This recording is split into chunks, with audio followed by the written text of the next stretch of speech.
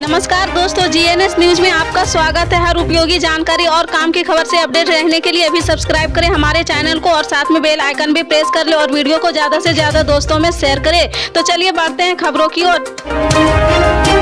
लोकसभा चुनाव 2024 के लिए सभी पार्टियां मिशन मोड में आ गई है। इस बीच 2024 के चुनाव को लेकर एक नया सर्वे आया है, जिसमें कांग्रेस के लिए महाराष्ट्र से अच्छी खबर है। सर्वे के मुताबिक कांग्रेस के नेतृत्व वाले यूपीए की सीटें महाराष्ट्र में 6 गुना बढ़ने वाली है।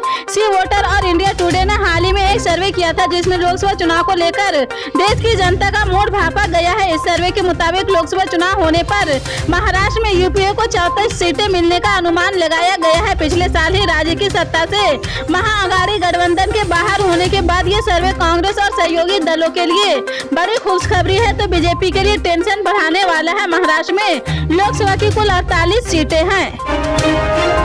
मंगलवार से वैलेंटाइन वीक की शुरुआत हो गई है। युवा वर्ग अपने अपने तरीके से वैलेंटाइन सप्ताह को मना रहे हैं। कोई अपने महबूबा को रोज दे रहा तो कोई चॉकलेट। इसी कड़ी में एक व्यक्ति ने बिहार सरकार के उप मुख्यमंत्री तेजस्वी यादव को पत्र लिखकर वैलेंटाइन वीक में अपने दिल के दर्द से अवगत कराया है। युवती ने अपने खत में लिखा है कि अफायर की उम्र में करंट अफायर से पढ़ रही पत्र सोशल मीडिया में तेजी से वायरल हो रहा। डिप्टी सीएम तेजस्वी यादव को लिखे पत्र में पिंकी नाम की युवती बेहद टेंशन में लग रही। पिंकी लिखती है कि तेजस्वी जी, आप तो लव मैरिज कर ली है, पर मेरी शादी के बीच बेरोजगारी एक अड़चन है। पत्र में लिखा है कि 4 साल से वह प्रभात नाम के एक लड़के से एक तरफा प्यार में है, लेकिन अफायर की उम्र में अभी करंट अफायर से पढ़ रहे हैं। पत्र में पिंकी ने आगे लिखा कि सोची थी कि नौकरी लगेगी तो प्रपोज करेंगे, लेकिन नौकरी तो लगने से रही नहीं। एक तो वैकेंसी आती नहीं है, आती भी है तो पेपर लीक हो जाता है। ये सब देखते देखते लगता है कि ये भी वैलेंटाइन डे ऐसे ही पार हो जाएगा और हम प्रपोज भी नहीं कर पाएंगे। पिंकी ने लिखा है कि हम कंपटीशन की तैयारी में हो, उधर बाबूजी ने मने मन ब्याह की तैयारी में है। मन बड़ा मायूस हो रहा है। ये सब सोच के बड़ी उम्मीद से चिट्ठी लिख रहे हैं। नौकरी लगवाइए, नहीं तो लेखक साहब किसी जुगाड़ के साथ फरार हो जाएंगे। प्यार बिना नौकरी लेकर क्या करेंगे।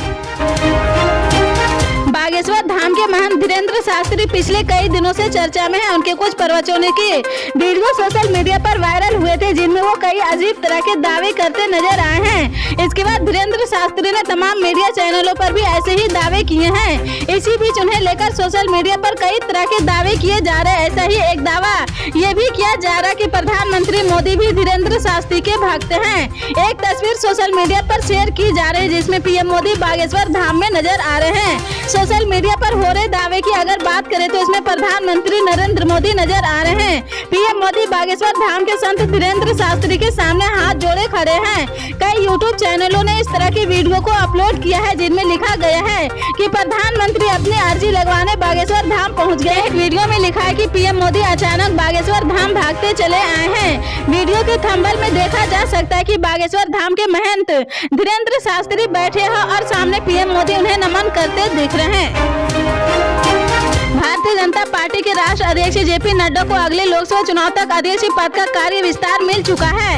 अगले लोकसभा चुनाव को ध्यान में रखते हुए नड्डा ने अपने संगठन को पुनर्गठित और चुस्त दुरुस्त करना शुरू कर दिया है। लोकसभा चुनाव से पूर्व जम्मू कश्मीर सहित 10 प्रदेशों की विधानसभाओं के चुनाव होने हैं, जिनके नतीजों से पता चल गया है कि अगले लोकसभा चुनाव में कौन सी पार्टी केंद्र में सरकार बना सकेगी। चुनाव वाले 10 राज्यों से लोकसभा की कुल 121 सीटें आती है। ऐसे में जिस पार्टी की भी सरकार इन प्रदेशों में बनेगी, स्वाभाविक ही है कि लोकसभा चुनाव में भी उसी पार्टी का अधिक प्रभाव दिखेगा।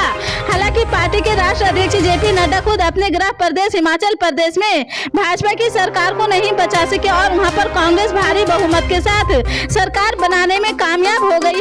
इससे लगता है कि पार्टी के राष्ट्रीय अध्यक्ष के रूप में नड्डा शायद ही कुछ करिश्मा दिखा पाए। पूरा चुनाव प्रधानमंत्री नरेंद्र मोदी के इर्द गिर्द ही रहता लग रहा है। Spy thriller film Pathaan box office पर गर्दा उड़ा रही है। शाहरुख खान स्टार फिल्म ने बॉक्स ऑफिस पर कमाई के मामले में इतिहास रच दिया है। फिल्म को रिलीज हुए 15 दिन हो चुके हैं, बावजूद इसके थिएटर हॉल में पठान के लिए जमकर फुटफॉल देखा जा रहा है। इसी के साथ शाहरुख खान की कमबैक फिल्म पठान बॉलीवुड की सुपर सक्सेसफुल फिल्म बन चुकी है। यहाँ तक कि प्रधानमंत्री नरेंद्र मोदी ने भी पठान की तारीफ की है। दरअसल संसद में अपनी लेटेस्ट स्पीच में पीएम मोदी ने शाहरुख खान की बुलेट ब्लॉकबस्टर फिल्म की तारीफ की है। दिलचस्प बात यह है कि नरेंद्र मोदी ने आम दर्शकों पर पठान के प्रभाव के बारे में बात की है और कहा, श्रीनगर में सिनेमाघर दशकों के बाद हाउसफुल चल रहे। प्रधानमंत्री के संसद भाषण में स्पाई थ्रिलर का जिक्र करने के बाद शाहरुख खान के फैंस और सिनेमा लवर से अब सातवें आसमान पर है और जमकर पीएम मोदी की स्पीच पर कमेंट भी कर रहे हैं। भारत में हर दिन सरकारी तेल कंपनियों पेट्रोल डीजल के भाव को जारी करती है। यह भाव इंटरनेशनल मार्केट में कच्चे तेल की कीमतों के आधार पर तय किए जाते हैं। ऐसे में आज की बात करें तो गुरुवार को क्रूड ऑयल प्राइस में लगातार उठा पटक का दौर जारी है। WTI क्रूड ऑयल के भाव में मामूली गिरावट के बाद यह $78.34 प्रति बैरल पर कारोबार कर रहा। वहीं ब्रेंट क्रूड ऑयल 0.22% की गिरावट के बाद यह $84.90 प्रति बैरल के आसपास कारोबार कर रहा है। ऐसे में कच्चे तेल की कीमतों में मामूली गिरावट के बाद भारत के कुछ शहरों में पेट्रोल डीजल के भाव में कमी देखी गई है। उत्तर सरकार ने उन गैर मान्यता प्राप्त मदरसों की आय के स्रोत पता लगाने शुरू कर दिए हैं जिनका स्रोत पिछले सर्वे में स्पष्ट नहीं हुए थे। इनमें ज्यादातर गैर मान्यता प्राप्त मदरसे भारत नेपाल के सीमावर्ती जिलों में हैं।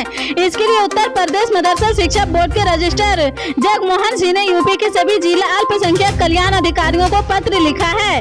मदरसों को 3 श्रेणियों में बांटकर उनकी जाँच का आदेश दिया गया है। गौरतलब हो कि पिछले साल सीएम योगी आदित्यनाथ के निर्देश पर सभी मदरसों का सर्वे किया गया था।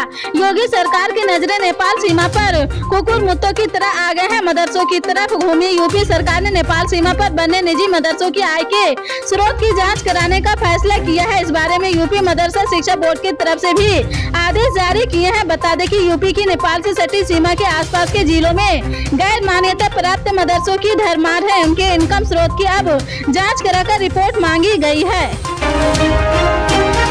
बिहार में महागठबंधन की सरकार बनने के बाद केंद्रीय गृह मंत्री अमित शाह की पहली सभा पूर्णिया के रंगभूमि मैदान में हुई थी। इस दौरान भाजपा नेताओं ने महागठबंधन की सरकार के खिलाफ अपनी आवाज बुलंद की थी। अमित शाह की सभा के बाद महागठबंधन ने पूर्णिया में सभा कर बीजेपी को जवाब देने का ऐलान किया था। महागठबंधन के सभी घटक दलों ने मिलकर संयुक्त रैली पूर्णिया के उसी रंगभूमि मैदान में करने का निर्णय लिया है। इसी रैली में मुख्यमंत्री नीतीश कुमार और डिप्टी सीएम तेजस्वी यादव एक मंच पर रहेंगे। बता दें कि यह वही मैदान है जहां चंद महीने पहले अमित शाह की सभा हुई थी। हालांकि सियासत के जानकार कहते हैं कि यह महज संयोग नहीं है बल्कि एक सोची समझी सियासी रणनीति है।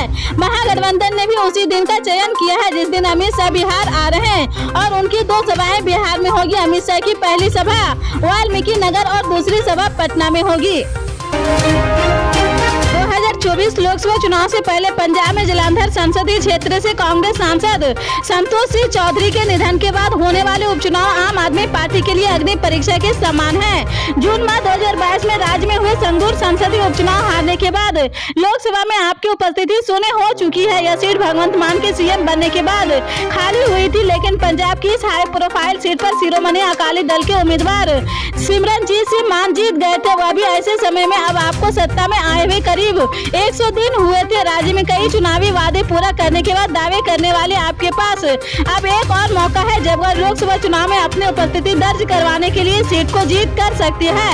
हालांकि इसमें कोई दो राय नहीं है कि कांग्रेस इस सीट को सहानुभूति को आधार बनाकर फिर से जीतने का प्रयास करेगी। मुख्यमंत्री भगवंत मान पिछले 10 दिनों में जालंधर के 3 चक्कर लगा चुके हैं। वाराणसी के लिए एक ट्रेन को हरी झंडी दिखाने, रविदास जयंती में भाग लेने के बाद वह शहर के उद्योगपतियों के साथ भी बैठक कर चुके हैं।